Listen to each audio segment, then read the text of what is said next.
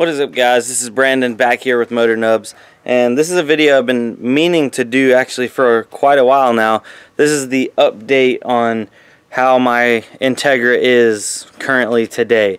It's December 26th, the day after Christmas. I hope everybody had a great Christmas. I know I did. Friends, family, presents, food. I love it. I love everything about Christmas, and had a really good time. But back to the car. This is just going to be a recap to catch everybody and all the new subscribers up to date. Everything on this car has been documented from when I bought it to turboed it to blew the head gasket, then blew the motor up, then built a new motor, then got it in here, broke it in, tuned it, all the way up until this point. So we'll start off with the motor. The current motor is a B18A1, and I believe the A1 is out of a DA, so that bottom end's out of a DA. It still has a stock LS 5-speed transmission. This is a B18 B1 head with B1 cams. It doesn't really make a big difference. They say the B1s are a tiny bit bigger. I don't know. Cast manifold, China turbo, like $150 CX Racing turbo. Still has the feed line coming from the T on the back of the block. I'm not running a sandwich plate. Stock distributor, stock internals, no aftermarket coil or anything like that. I'm running, I think they're BRK7E copper NGK spark plugs. I'll try to link those in the description just so I remember. Just a set of whatever, nothing special, spark plug wires. This is a Chinese wastegate. I have a 10 psi wastegate spring. I am not running any kind of boost controller. The wastegate line is just teed off to the blow-off valve, and then up here to manifold vacuum, and then fuel pressure regulator. The injectors that it's currently running on are 550cc injectors, and these are eBay injectors. Let me try to zoom in on one of them for you. They're eBay injectors, and I had to splice the harness to make them work. They're high impedance, so that means they did not need a resistor box. I believe that's how it goes. Yeah, did not need a resistor box. This is the pre-bent piping kit that you can buy on eBay. It worked pretty good. I only had to cut one piece down here on the other side where it comes into the turbo. I'm not running the cheap little intercooler. This is a little bit more expensive. It's like the $100 one on eBay. The small one did not make a lot of power at all. Actually, we swapped intercoolers, and I picked up 20 horsepower. That was the first time I went to the dyno before it had blown up. So, and then on to the blow-off valve. This is an eBay HKS knockoff. Sounds pretty cool. You know, blows choo-choo-choo-choo and does all the choo-choo noises and stuff like that. That's pretty high-pitched. Motor mounts. I'm running the Yonaka motor mounts on the sides and in the back. These are like the ones you can find on sale for like $79.99. They're black, they're rubber, they're not polyurethane, so they got a little bit of give. They still do have quite a bit of vibration, which I'll try to get some in-car footage here in a little bit, and so you can kind of tell it still does vibrate pretty good. But yeah, so as for radiator, it had the full radiator originally, the stock one, and I just got an eBay Civic small radiator, and that's an eBay fan for the radiator. It's just hooked up to the ignition, so when I cut the car on, the fan comes on. It's not ideal because it takes a little bit longer to warm up, but it works. It doesn't let it overheat. So I believe that's actually everything underneath the hood. Oh, wait, hold on, I forgot one of the biggest things.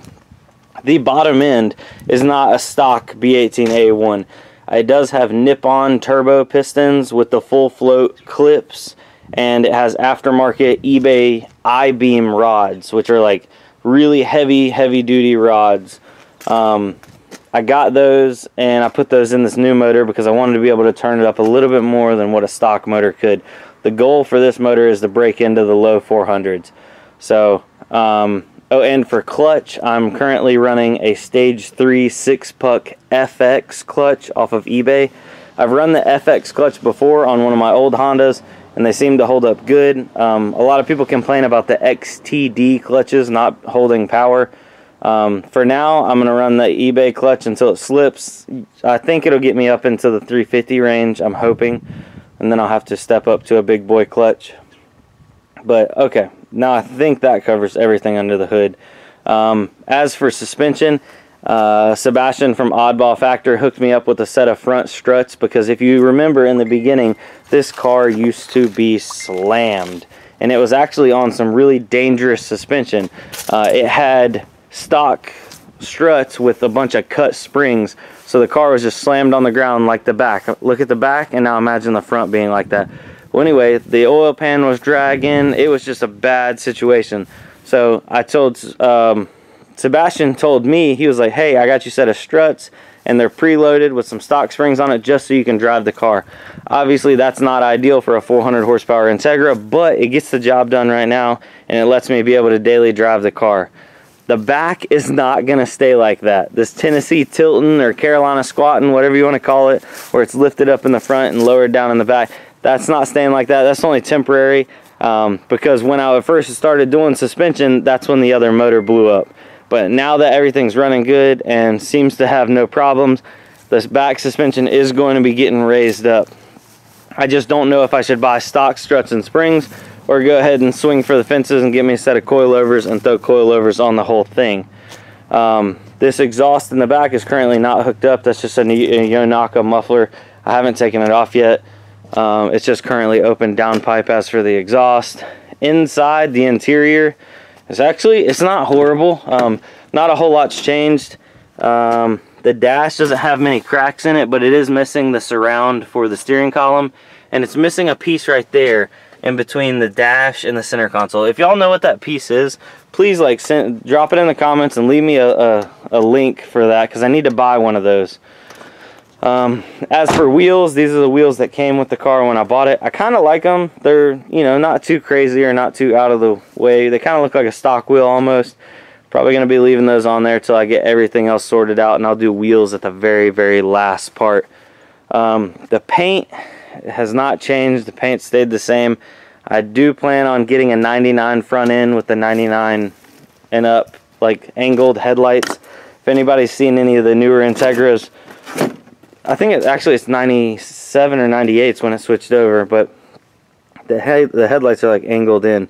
Zosh did the conversion on his car, and thank you, because I thought I was going to have to change the fenders and the hood and everything, but I watched Zosh's video, and you only have to change the bumper and the headlights. So I'm going to get me a new bumper, because this one's cracked from the previous owner. He hit something. Get me some new headlights, that way it's looking fresh.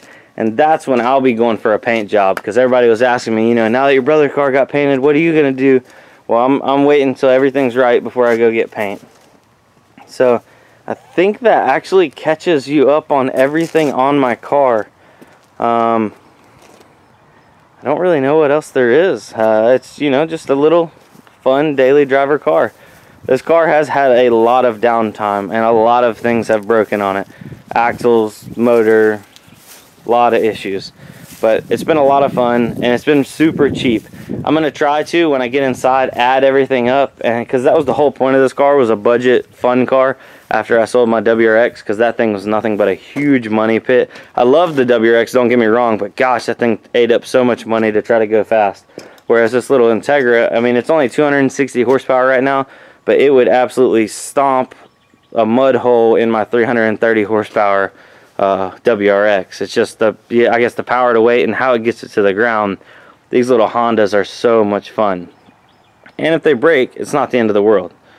Actually, let's go for a little quick drive. I want to get some like in-car footage.